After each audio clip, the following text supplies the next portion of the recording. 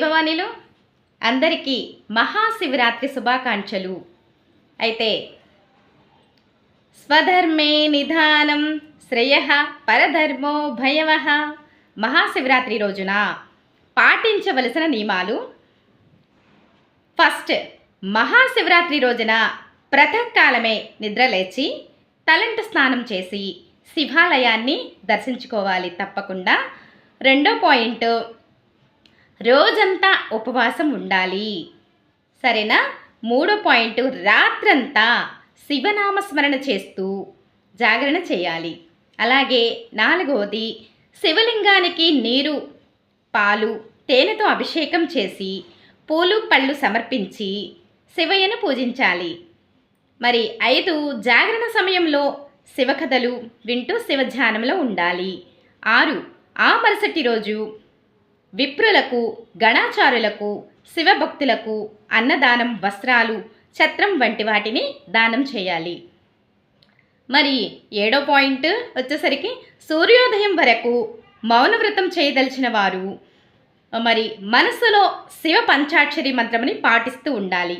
ఎవరైనా సరే భవానీలు, ప్రతి ఒక్కళ్ళు ఎవరైనా సరే శివధ్యానం ఈరోజల్లా చేస్తే చాలా చాలా చాలా చాలా గొప్ప మనకి కష్టాలన్నీ తొలగిపోయి మన కర్మలు కూడా తొలగిపోతాయి భవానీలు. అలాగే శివరాత్రి రోజున సమస్త శక్తి బ్రహ్మాండమంతా ప్రవహిస్తుంది.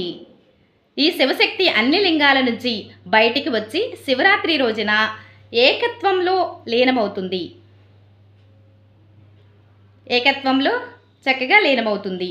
శివుని తరచుగా సంహారంతో అనుసంధాననిస్తారు. కానీ పాతది నశించకపోతే సానుకూల మార్పు సాధ్యం కాదు.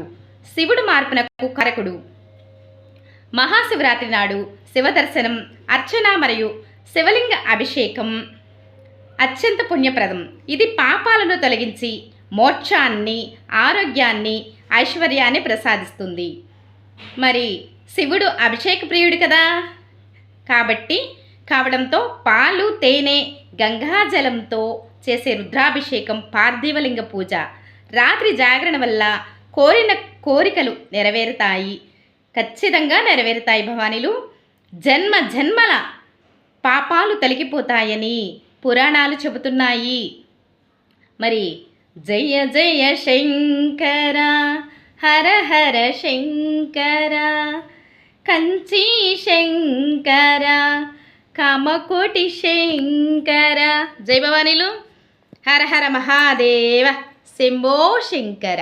ఓం నమ శివాయ, ఓం నమ శివాయ. సర్వే జన సుఖినో భవంతు. జై భవానీలు.